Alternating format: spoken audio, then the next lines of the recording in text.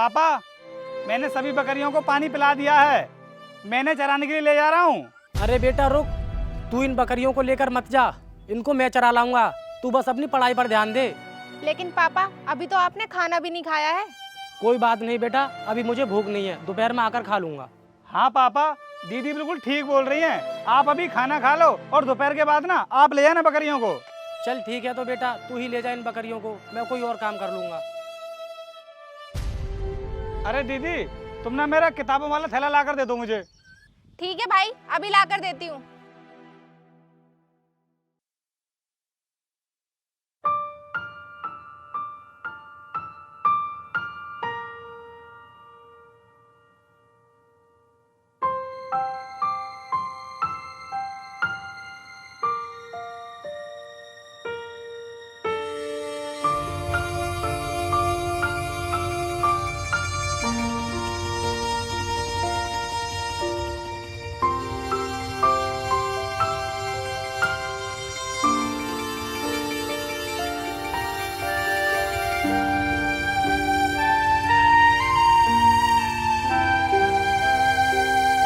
ये ले बेटा, खाना खा ले।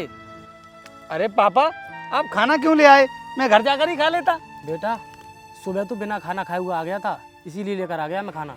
और बेटा तू मुझे ये बता कि तेरी नौकरी कब तक लग जाएगी? पापा कोशिश तो मैं पूरी कर रहा हूँ, लेकिन अगर इस बार भी मेरा सिलेक्शन नहीं हुआ तो मुझे दिल्ली जाना ही पड़ेगा। बेटा अगर ऐसी ही बात है तो तू लेट मत कर, अभी चला जा। लेकिन पापा उसके लिए पैसों की ज़रूरत पड़ेगी और अभी तो हमारे पास पैसे ही नहीं है। तू पैसे की टेंशन मत ले, जब तक तेरा बाप जिंदा है ना, तुझे किसी भी चीज़ की कोई कमी महसूस नहीं होने देगा। और तू मुझे ये बता कितने पैसे चाहिए तुझे? पापा कम से कम 3-4 लाख रुपए तो खर्चे में आ ही जाएंगे। चल ठीक है बेटा, तू अब घर चला जा, पैसों का इंतजाम मैं कर दूंगा। ठीक है पापा, जाता हूँ मैं।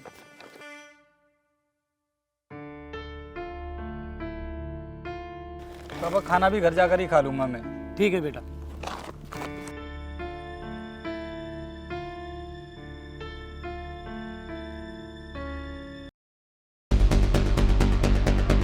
अरे वो दीनदयाल, कहाँ पर है? बाहर निकल कर आ।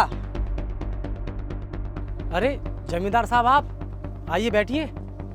बैठने का टाइम नहीं है मेरे पास। वो जो मैंने तुझे 1 लाख रुपए दिए थे ना, वापस कर। अरे जमींदार साहब, अभी तो मेरे पास पैसे नहीं हैं। जब मेरे बेटे की नौकरी लग जाएगी तो फिर मैं वापस कर दूंगा। अरे मैंने कहा तो था तुझसे कि तुम जैसे गरीब लोगों की नौकरी नहीं लग पाएगी, इसलिए नौकरी का ख्याल अपने दिल और दिमाग से दोनों से निकाल दो। अरे जमींदार साहब, आप ये कैसी बातें कर रहे हो? माना हम गरीब हैं, लेकिन मेरा बेटा बहुत मेहनत कर रहा है, एक न एक दिन उसकी नौकरी जरूर लगेगी। अबे तुम्हें भेड़ बकरी चलाने वालों को नौकरी कौन देगा? जो काम कर रहे हो ना तुम, उसी पे ध्यान दो। अरे जमींदार साहब, मैं तो आपके घर आने वाला था, उससे पहले आप मेरे घर आ गए। मुझे ना 4 लाख रुपए की ज़रूरत और है, तो तुम 4 लाख रुपए और दे दो, क्योंकि मैं अपने बेटे को दिल्ली भेज रहा हूँ पढ़ने के लिए। तूने क्या मैं पागल समझा है? तू जितनी बार पैसे मांगेगा हम उतनी बार तुझे पैसे दे देंगे। अभी पिछला हिसाब तूने क्लियर नहीं किया, उससे पहले और पैसे मांगने लगा। तूने कभी सपने में भी देखे 4 लाख रुपए कितने होते हैं? अपना घर और अपनी सारी ज़मीन बेच देगा ना, उसके बाद भी इकट्ठे नहीं कर पाएगा 4 लाख रुपए। अरे जमींदार साहब, आप हमारी हमेशा से मदद करते आए हो, तो इस बार भी हमारी मदद कर दो। ये हमारे बेटे की ज़िंदगी का सवाल है। मैं आपके आगे हाथ जोड़ता हूँ और आपके पैर भी पड़ता हूँ, आप हमारी मदद कर दीजिए। ये मेरे बेटे की ज़िंदगी का सवाल है। अरे जमींदार साहब, जब ये दीनदयाल इतना गिड़गिड़ा रहा है तो कर दीजिए इसकी मदद। दीनदयाल खड़ा हो जा। अगर तू मेरे सामने इतना ही गिड़गिड़ा रहा है तो कोई बात नहीं, मैं तेरी मदद कर दूंगा। लेकिन मुझे ये बता, पैसे देने के बाद मेरे पैसे कब तक वापस कर देगा? जमींदार साहब, इस बार मैं आपके पैसे बहुत जल्द लौटा दूंगा। ठीक है, फिर तू घर आके पैसे ले लेना। चलो हम लोग चलते हैं। ठीक है जमींदार साहब, चलो।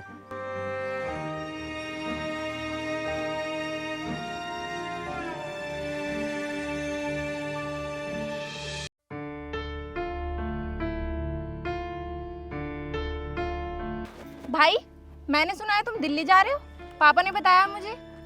हाँ, वो पढ़ाई के लिए मैं दिल्ली जा रहा हूँ। भाई, अगर तू दिल्ली चला जाएगा तो मेरा और पापा का तो मन नहीं लगेगा बिल्कुल भी। पढ़ाई तो तू यहाँ रहकर भी कर सकता था ना। बहन, जब तक मुझसे हुआ तब तक मैंने यहाँ रहकर पढ़ाई की, और तुझे तो पता है कि यूपीएससी इंडिया का टफेस्ट एग्जाम है, और इसको क्लियर करने के लिए हमें बहुत मेहनत करनी पड़ती है। अगर मैं दिल्ली चला जाऊँगा ना तो वहाँ पर बहुत अच्छी अच्छी कोचिंग है, किसी को भी ज्वाइन कर लूँगा। और जब मैं वहाँ से IPS ऑफिसर बनकर लौटूंगा तो हम सब लोग ना साथ मिलकर रहेंगे। भाई मैं भी यही चाहती हूँ कि तू अपनी जिंदगी में कामयाब हो जाए। ये ले बेटा पैसे, पूरे 4 लाख रुपए हैं इसमें। अब तू लेट मत कर, अभी दिल्ली के लिए निकल जा। ठीक है पापा, अभी जाता हूँ मैं। ठीक है बहन, आप लोग सही से रहना फिर।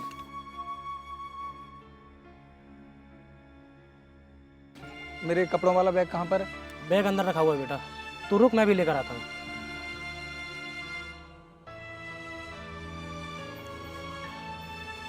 ये ले बेटा।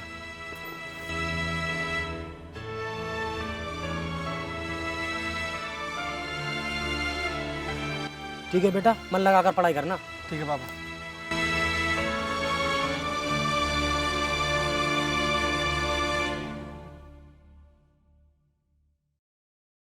तू दीनदयाल की बेटी है, लेकिन आज तक दीनदयाल ने मुझे बताया नहीं कि उसकी इतनी खूबसूरत बेटी भी है।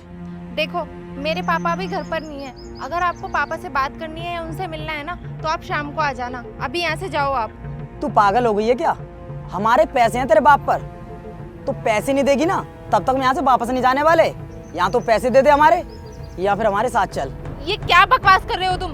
माना कि मेरे पापा ने तुमसे पैसे उधार ले रखे हैं, इसका मतलब ये नहीं होता कि तुम उनके घर की इज्जत पे हाथ डालोगे। मेरे पापा तुम्हारे पैसे ना इज्जत से वापस कर देंगे, और प्लीज अभी तुम यहाँ से चले जाओ। ए मामूली सी लड़की, बहुत जुबान चल रही है तेरी। लगता है तू हमारे बारे में ठीक से जानती नहीं है। जमींदार हैं हम, और यहाँ पर हमारा हुक्म चलता है। हम जैसा करेंगे ना वैसा कर सकते हैं, हमें कोई रोकने वाला नहीं है। नवीन एक काम करो, अभी के अभी इसको उठाओ और झोंपड़ी के अंदर लेकर चलो, तब इसका नशा उतरेगा। देखो मैं कहती छोड़ो मुझे, मैं कह रही छोड़ो मुझे, छोड़ो मुझे, मैं कहती छोड़ो। पापा पापा छोड़ो मुझे, पापा।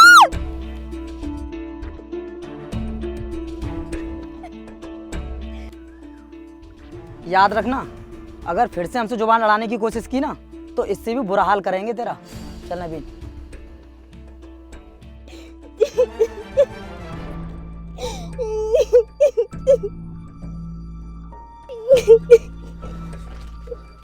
अरे बेटा क्या हुआ? तू रो क्यों रही है? और तेरी ये हालत किसने कर दी? पापा, जिन लोगों से आपने पैसे उधार लिए थे वो लोग आए थे और उन्होंने मुझसे पैसे मांगे। मैंने उनसे मना कर दिया कि पापा यहाँ पर नहीं है, आप शाम को आ जाना।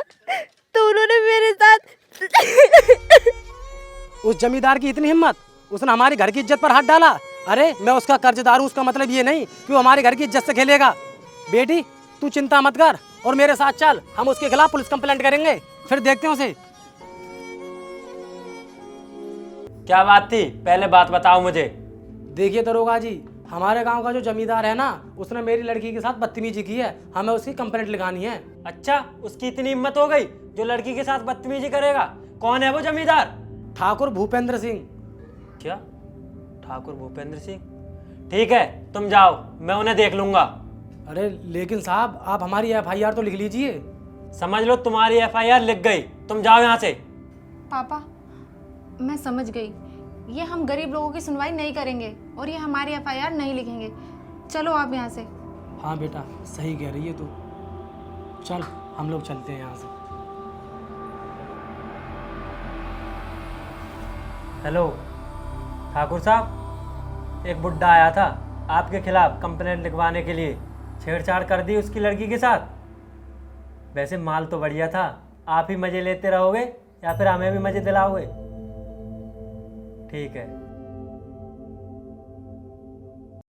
ठाकुर साहब, बहुत मुश्किल के बाद सर के साथ अपॉइंटमेंट फिक्स हुई है, सही से कर लेना।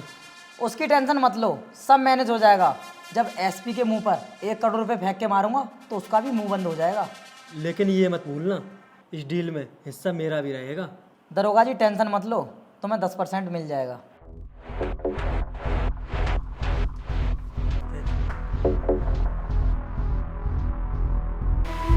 बैठ जाओ। बोलो। सर, ये हमारी कोतवाली के सबसे बड़े जमींदार हैं और आपसे कुछ बात करना चाहते हैं। हाँ बोलो, क्या बात करनी है?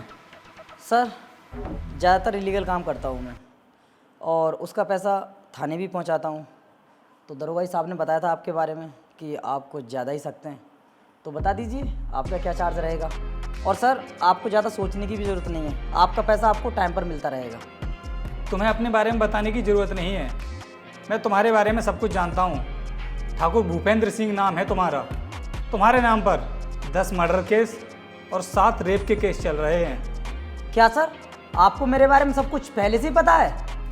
अरे जमींदार साहब, आपने कांड ही ऐसे कर रखे हैं, हर बड़े से बड़ा इंसान आपको जानता है, तो फिर एसपी साहब आपके बारे में क्यों नहीं जानेंगे?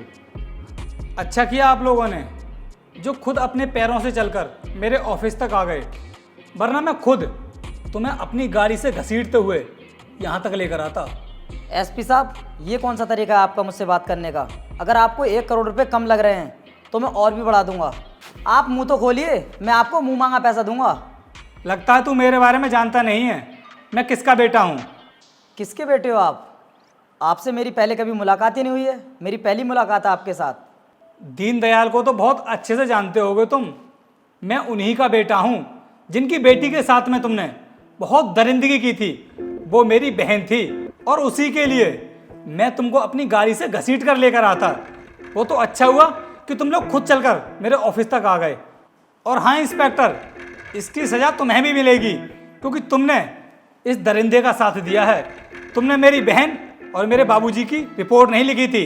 क्या पुलिस का काम यही होता है कि कोई गरीब लोग तुम्हारे पुलिस स्टेशन के अंदर अगर रिपोर्ट लिखाने के लिए आए तो तुम लोग ऐसे अमीर लोगों के इशारों पर नाचोगे? क्या इसीलिए तुम्हारे लिए पुलिस की वर्दी दी जाती है? कोई हक नहीं है तुम्हें ये वर्दी पहनने का। वर्दी तो तुम्हारी उतरेगी ही, उसके साथ साथ तुम्हें जेल भी होगी। जेल जाने के लिए तैयार हो जाओ तुम अब। और हाँ, अपने आप को जमींदार कह रहा है ना तू, तेरी जमींदारी तो अब निकलेगी। तुझे तो फांसी होने से कोई रोक नहीं सकता, और तेरे साथ साथ उसको भी फांसी होगी। कांस्टेबल, अरेस्ट कर लो इन तीनों को।